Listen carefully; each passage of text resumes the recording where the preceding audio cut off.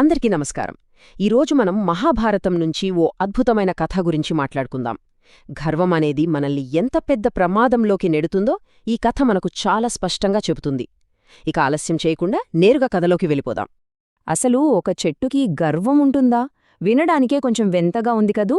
కానీ మనం ఇప్పుడు చెప్పుకోబోయే కథలో ఒక చెట్టు సరిగ్గా అదే పని చేసింది. తన బలం మీద విపరీతమైన అహంకారాన్ని పెంచుకున్న ఆ చెట్టుకు చివరికి ఏం జరిగిందో తెలుసుకుందాం. మన కథ ఎక్కడ మొదలవుతుందంటే, హిమాలయాల్లోని అందమైన పర్వతాల మధ్య ఆకాశంలో ప్రయాణిస్తున్న నారద మహర్షి ఆ ప్రకృతి సోయగాన్ని చూస్తూ పరవశించిపోతున్నారు. అలా చూస్తున్నప్పుడు హఠాత్తుగా ఆయన దృష్టిని ఒక అద్భుతమాకర్షించింది. అదేంటంటే ఓ పెద్ద బూరుగు చెట్టు. ఎంతో పెద్దది అంటే మొత్తం పర్వతాలకే ఒక పచ్చటి గొడుగు పట్టినట్లుగా ఉందన్నమాట. దాని కొమ్మలు నలువైపులా విస్తరించి ఉన్నాయి. ఆ వైభవాన్ని చూసి నారదుడు ఎంతగా ఆశ్చర్యపోయారంటే వెంటనే కిందకు దిగిపోయారు. నారదుడు కిందకు దిగి ఆ చెట్టు దగ్గరికి వెళ్లగానే ఆయన్ని ఇంకా ఆశ్చర్యపరిచేలా ఒక సంఘటన జరిగింది. చెట్టు మొదలునుంచి ఒక దివ్యమైన ఆకారం బయటకు వచ్చింది. ఆ ఆకారం నమస్కరించి, స్వాగతం మహర్షి, నేను ఈ చెట్టు యొక్క ఆత్మను అని తనని తాను పరిచయం చేసుకుంది. ఇప్పుడు చూడండి, ఈ సంభాషణ చాలా ఆసక్తికరంగా ఉంటుంది. నారదుడు మామూలుగానే ఆ చెట్టుతో, అబ్బా, ఇంత ఎత్తుగా ఉన్న చెట్లు సాధారణంగా గాలికి పడిపోతాయి. బహుశా వాయుదేవుడు నీకు మంచి స్నేహితుడయ్యుంటాడు, అందుకే నువ్వింత గట్టిగా ఉన్నావు అని సరదాగా అన్నారు. దానికి ఆ చెట్టు ఎంత అహంకారంగా జవాబిచ్చిందో చూడండి. వాయువా, ఆ బలహీనుడితో నాకా స్నేహం? నా కొమ్మను కాదు కదా, కనీసం ఒక్క ఆకును కూడా కదిలించే శక్తి అతనికి లేదు అని ఎంత ఎగతాళిగా మాట్లాడిందో. ఇక్కడనుంచే కథ పూర్తిగా మలుపు తీసుకుంటుంది. ఆ చెట్టు గర్వం కేవలం మాటలతో ఆగిపోలేదు. అది ఇప్పుడు ఏకంగా తన నాశనాన్ని తానే కొని తెచ్చుకునేంత పెద్ద సవాలుగా మారింది. నారదుడు, అమ్మో, అంత గట్టిగా మాట్లాడకు, ఈ మాటలు గనక వాయువుకు తెలిస్తే ఊరుకోడు అని హెచ్చరించారు. కాని ఆ చెట్టు మరింత హేళన చేస్తూ, ఎవరో చెప్పడమెందుకు, మీరే నేరుగా వెళ్ళి అతనికి మాట చెప్పండి, అతని బలమెంతో నేను కూడా చూస్తాను కదా అని సవాలు విసిరింది. సరే, చెట్టు అయితే సవాలు విసిరింది. మరి దాని ఫలితం ఎలా ఉంటుందో చూద్దామా? కలహభోజనుడు అని పేరున్న నారదుడు అస్సలు ఆలస్యం చేయకుండా జరిగిన విషయాన్ని జరిగినట్టుగా వాయుదేవుడికి చేరవేశారు.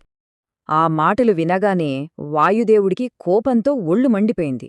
ఆ బూరికి చుట్టుకు ఇంత అహంకారమా? ఒకప్పుడు బ్రహ్మదేవుడు దాని నీడలో విశ్రాంతి తీసుకున్నారన్న ఒక గౌరవంతో ఇన్నాళ్లు దాని జోలికి వెళ్లలేదు.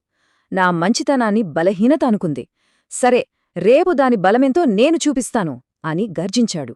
ఇప్పటిదాకా అహంకారంతో ఉన్న కథ ఇప్పుడు భయం, పశ్చాత్తాపం వైపు మారుతుంది. వాయుదేవుడి ప్రతీకారం గురించి తెలిసాక ఆ చెట్టు పరిస్థితి ఏమైందో చూద్దాం. వాయుదేవుడి ప్రతీకారం గురించి నారదుడి ద్వారా తెలుసుకున్న ఆ చెట్టు గుండెల్లో రైళ్లు పరిగెత్తాయి. తన గర్వం ఎంత పెద్ద తప్పుకు దారితీసిందో అప్పుడు దానికి అర్థమైంది.